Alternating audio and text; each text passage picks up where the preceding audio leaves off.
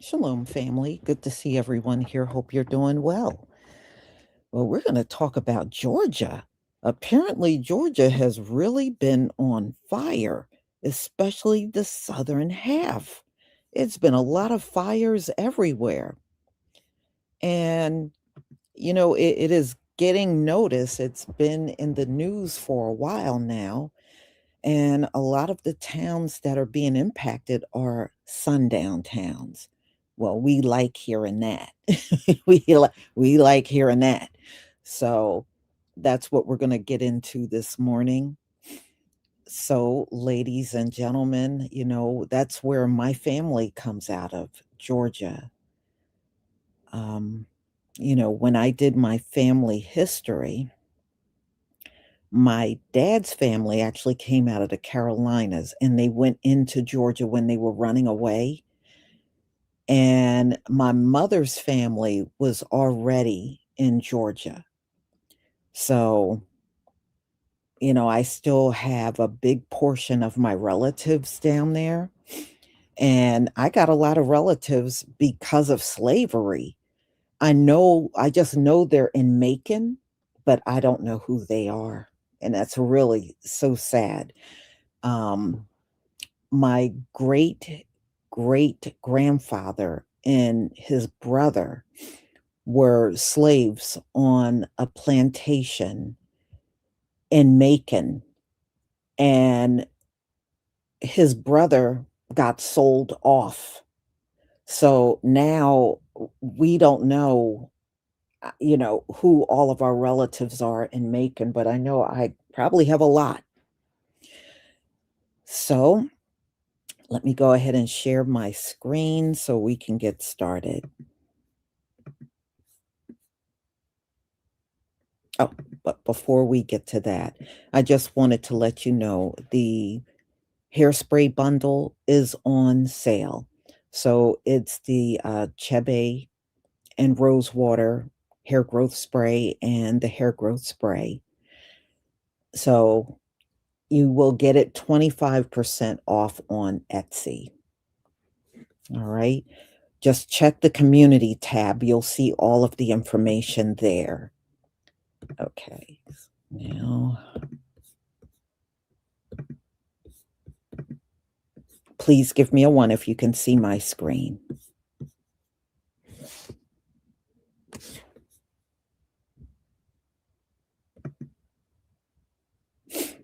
Thank you.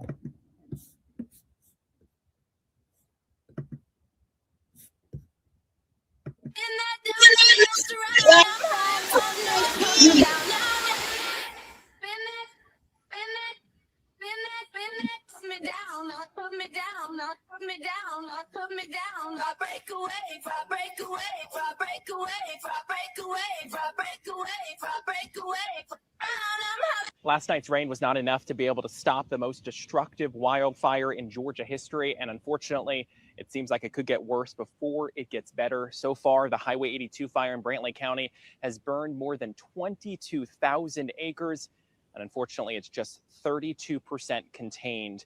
Officials are now warning that today's dry air, low humidity, along with gusty winds could cause the fire to grow once again.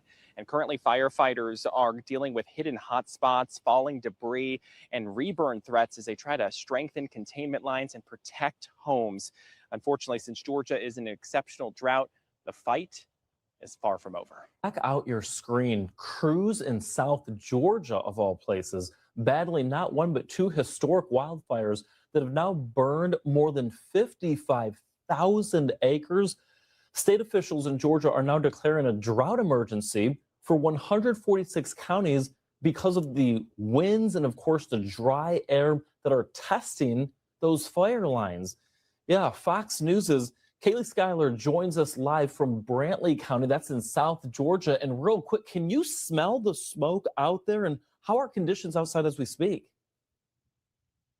Yeah, Michael, it's pretty interesting. So I'm actually staying in Brunswick, Georgia, which is about 40 minutes away. And when you walk outside, it actually feels pretty good out. You wouldn't know anything is wrong in this area of the country. But then you drive about 40 minutes here into Brantley County and you step out of your car and the smell just kind of smacks you in the face. I mean, even yesterday when I got back to my hotel, my hair smelled like smoke. It smelled like I had been to a bonfire. And so today the weather has really heated up. It feels very humid. It's hot out here. And that's something that Georgia's Governor Brian Kemp addressed in a news conference just about an hour ago. He says the state is in the worst drought it's seen in about 20 years. And actually yesterday, a level 1 drought was declared for the whole entire state of Georgia. And so some of the rain that this area saw Sunday night and Monday morning, it helped these crews a lot. The containment percentages for both of the wildfires jumped up quite a bit since yesterday, but the governor says there's some hurtful weather that's happening today. When you talk to the Forestry Commission employees and the local firefighters, whether they're full-time volunteers, it is heartbreaking. It's heartbreaking for them when they can't save that house. And, you know, we've seen it in their eyes, in their heart. And, but I'll tell you, they're doing everything they can to try to save these homes. According to the Georgia Forestry Commission, the Pineland Fire in Clinch County has burned more than 32,000 acres with 23% containment, and that's a big improvement from yesterday. That fire is threatening about 24 homes. Then there's a Highway 82 fire in Brantley County, the one I'm closest to. It's burned more than 22,000 acres and is now at 32% containment. That's a jump from yesterday's 7%. And that one, it's threatening more than 350 homes. These wildfires have already damaged more than 120 homes since they started over a week ago. I spoke with Bobby Inky. Her family lost their home last week, and they're staying with a friend right now. And instead of sitting around, she's out volunteering and helping others in the exact same boat. I'm not the type of person to sit and wallow in my pity or self-pity, whatever it is. And our house is gone already. So there's people here who have been evacuated, but their house is still there, but they had to evacuate with nothing. So here they're organizing stuff to get it to the community, and they needed hands here. Officials have not said when they're going to lift some of the mandatory evacuation orders, but here in Brantley County, some roads were reopened yesterday, and I actually got to drive down one of them. I was escorted by the Georgia Forestry Commission just about an hour ago, and so you'll see some of that coming up on Fox Weather here in a bit. Michael?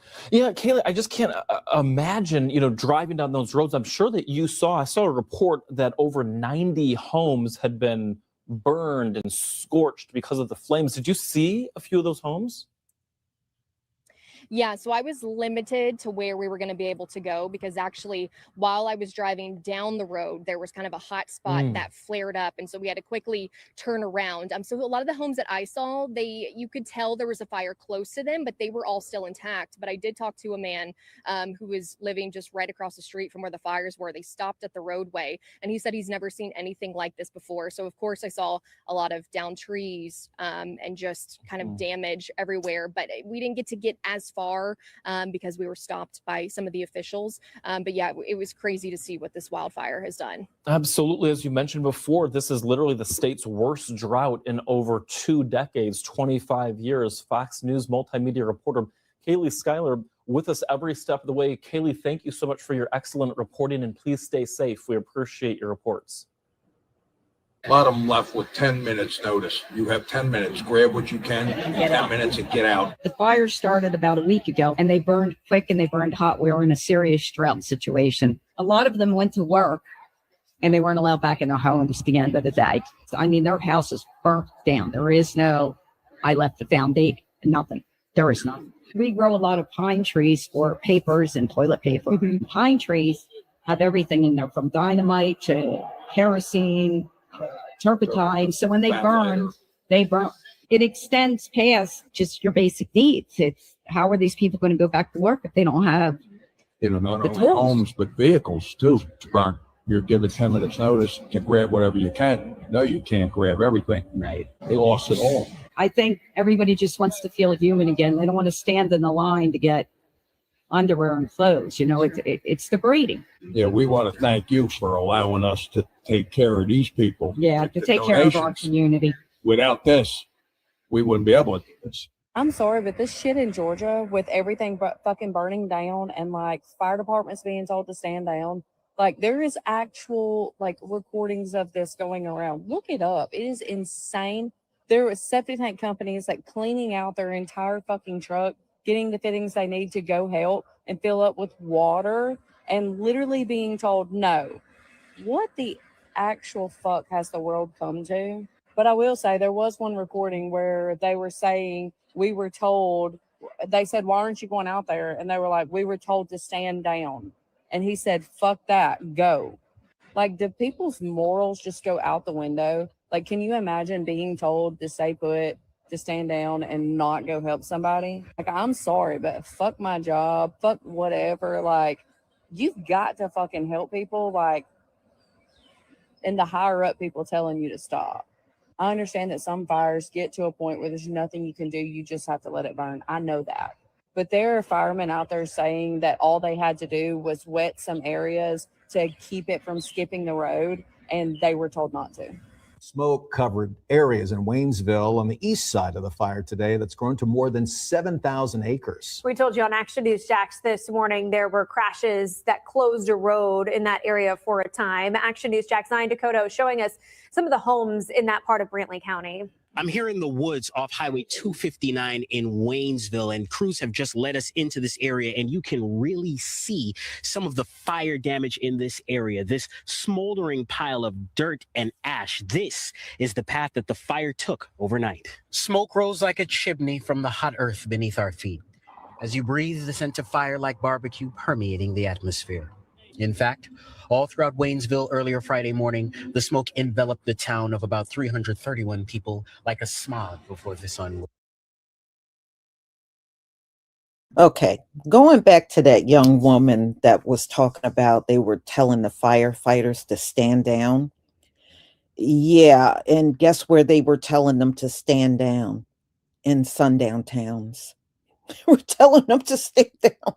And I am taking pleasure in just looking at this reporter, this brother. His name is Zion. And he's reporting on a fire going down in a sundown town. Boy, I don't know about you, but that's priceless as hell to me. Let's get back to the story.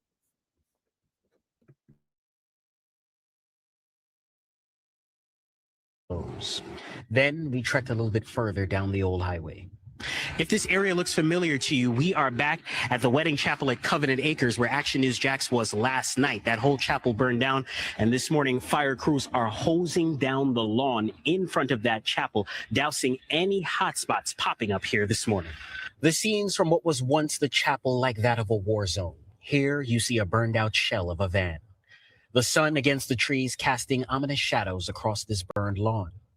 Further down Old Highway 259, a home spared on Miller Lane, but the debris on this front lawn, not so much. Officials say a huge fire in Georgia. Look at this. Wildfire exploded to twice its size overnight. 22,000 acres this thing is. It's burned up 90 buildings. State agencies are telling people they got to get out ASAP across 3 different counties. So far, no reports of anybody hurt. That's the good news there, but obviously a very dangerous situation. Officials say a huge fire in Georgia. Look at this. Wildfire exploded to twice its size overnight. 22,000 acres this thing is. It's burned up 90 buildings. State agencies are telling people they got to get out ASAP across 3 different counties. So far, no reports of anybody hurt. That's the good news there, but obviously a very dangerous situation. 2 large wildfires have scorched more than 50,000 acres in southeastern Georgia, destroying more than 100 homes. We believe that these 2 fires have created the most lost homes ever in the history of our state. The Highway 82 and Pineland Road fires are both in southern Georgia, not far from the border with Florida. Now, they both started in the last 10 days. One allegedly started when a foil party balloon hit a live power line, the other ignited by sparks from a welding operation. Both took nearby residents by surprise. I had left. I didn't see any fires. I didn't see any smoke in the air. And all of a sudden, I come back on my way home to go get my dogs to get their nails clipped. And I can't get home. I see smoke in the air and I'm freaking out. I can't get my belongings. I can't get my fiance's things. The two fires have destroyed more than 100 homes and forced evacuations in nearby communities. People need to pray because there's a lot of people that don't have a safety net. Everything they have is in their house and they don't have a savings and they're already struggling, and this isn't going to be easy for them to recover from. The fires are happening in areas affected by high winds and extreme drought that are still littered with large amounts of dead, parched trees downed by 2024's Hurricane Helene. Now, firefighters are battling more than 150 wildfires across Georgia and Florida. Some rain over the weekend helped temporarily slow fire activity, allowing crews to make some progress. But both of the major fires in Georgia remain largely uncontained, the state's Forestry Commission said Monday morning. Georgia Governor Kemp earlier this month ordered a state of emergency for 91 counties in response to the ongoing wildfires. He also enacted the first burn ban in the state's history. Support journalism you trust. Support PBS News. Donate now, or even better, start a monthly contribution today.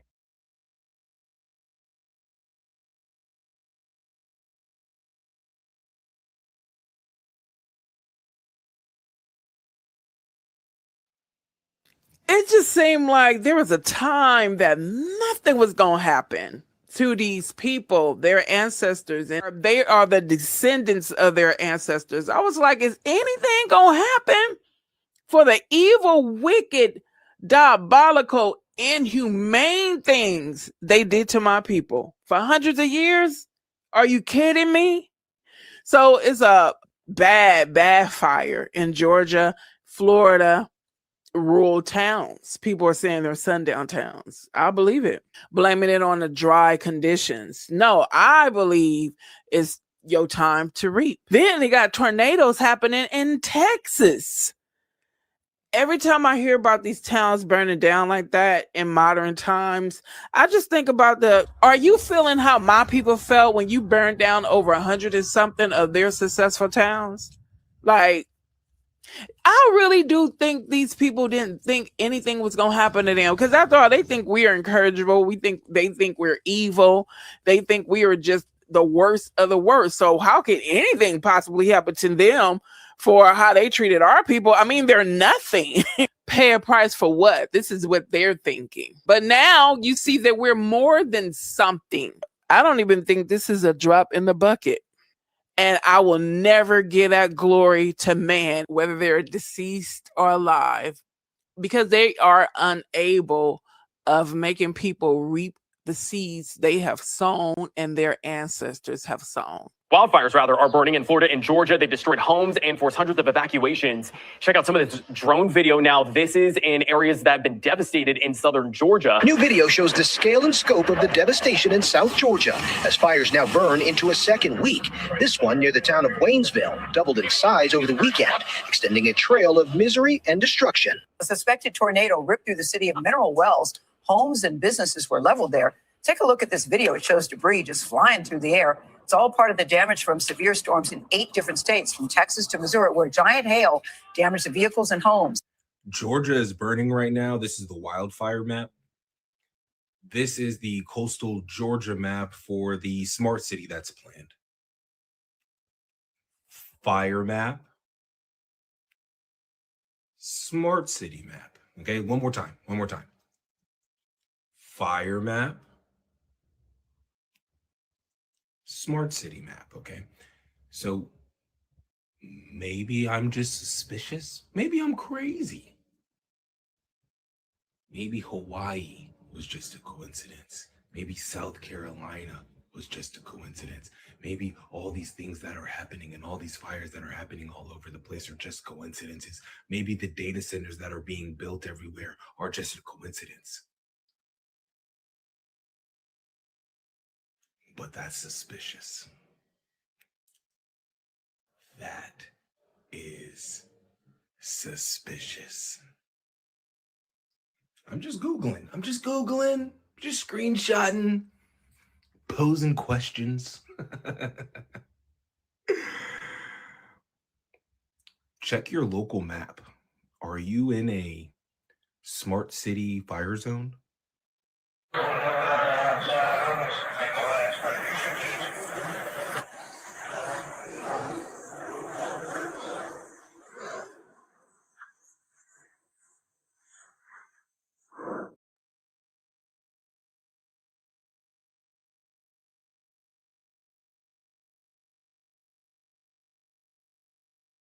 Y'all, it is some crazy stuff going on. I saw somebody's post. I'm sorry, it went by kind of fast, and you said you didn't like the South. One thing I can tell you, although I was born in the city up north, when you go down south, you can still feel some of the old spirits that were there. And the reminders are all over the place. I don't know if I told you this, but when the year my father passed, he was still strong enough to go to his mother's funeral. So we drove down to Georgia. I did practically all of the driving because he was just so weak at the time from his cancer, but he was still strong enough to take the ride. Now, going through an airport, we were like, forget it. We'll just do a road trip. So we did. And when we got down there, because it was January, you could kind of see in between the wooded areas down there. Well, we got to one point in Georgia, and I remember I looked over, the old slave shacks was still in this wooded area. And because some of the leaves were off the trees, you could see right through there and see the old slave shacks just in this wooded area that we were driving past. And it caught my eye. And then when I was looking, I was like, is that what I think it is? And my father was like, yeah. He said a lot of those slave shacks are still up all around the South. But we went past a bunch of slave shacks, y'all. My mother is from Fitzgerald, Georgia, Danielle, and my father is from Ocilla, Georgia. And those two towns are side by side. My mom and dad knew each other even when they were children. They knew each other. Those two towns were neighboring towns. So anyway, y'all, it is a certain feeling when you get down there. The spirits, I really believe the spirits are still there. And you do feel different when you go there. I know I always did when I was coming up. It was a big difference between the city of Philadelphia and going down in rural Georgia, where my family on both sides were from. Ocilla is rural and Fitzgerald is rural. So, it was different. When I was little, it was really not much of anything in those towns. But now, if you go down there, they got a Walmart, they got all kinds of fast food restaurants, pizza joints, and stuff. That stuff was not there when I was growing up, but it's there now. Before, they had to go outside the town to go shopping. Even the Piggly Wiggly was nearby, but it was not in the town that my grandparents were in. It was like in some of the neighboring towns, you could go over to the Piggly Wiggly. But yes, it is a very different spirit when you go down south. I absolutely agree with that 100%. Mm-hmm. Oh, yeah. Pulaski, isn't that where the Klan began? Oh, yeah. Pulaski, Tennessee. Yes. Yes. When my grandmother died on my mom's side of the family, we went down, and as soon as we got into Georgia near the town where my grandmother was from and where my mom was raised, it was cops everywhere. I mean, you could hardly get around. It was cops everywhere. Come to find out, and we didn't know this until my grandma's funeral.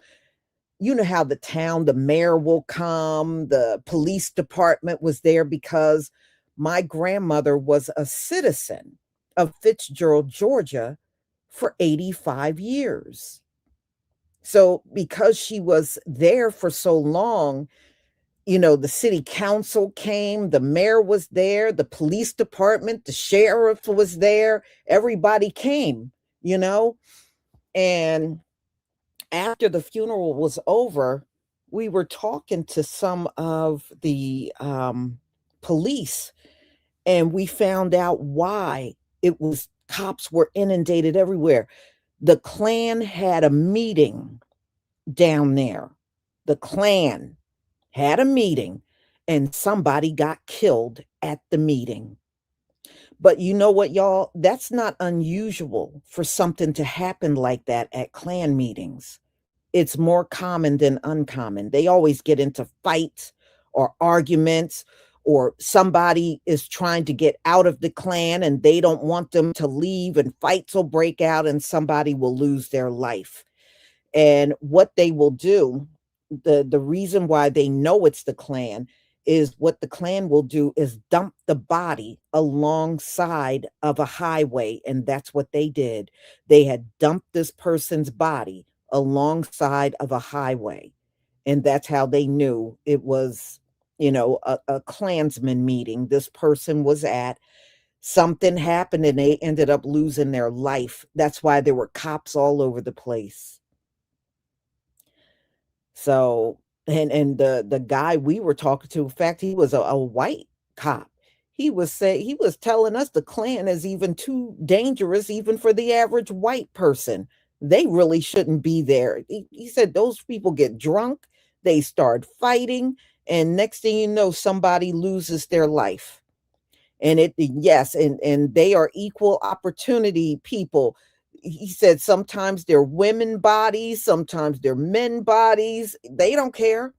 When they break out in a fight, it could be anybody that's at the meeting that can end up losing their life. But that happened when we went down for my grandmother's funeral on my mother's side.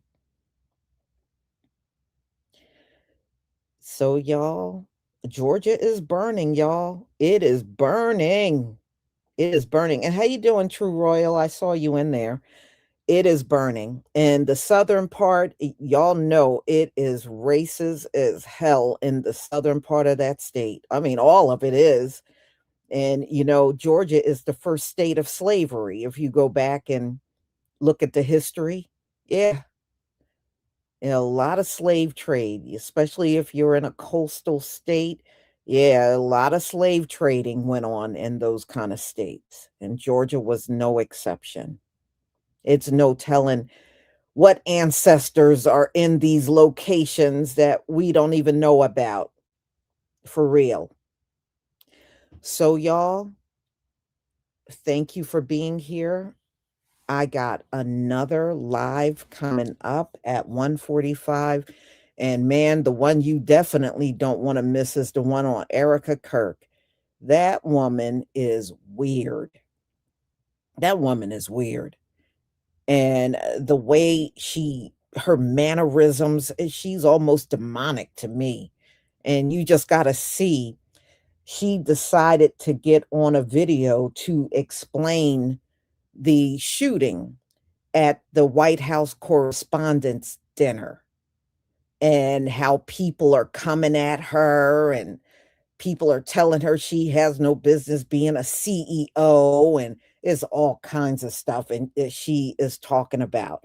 So that will be at 3:45, ladies and gentlemen. So if you can be here at that time, that would be great. And the one coming at 1:45 is, would America be better off if they would have paid reparations? So let's talk about it, y'all. So I will see you then. And don't forget to pick up your hair products. Shalom, family. Shalom.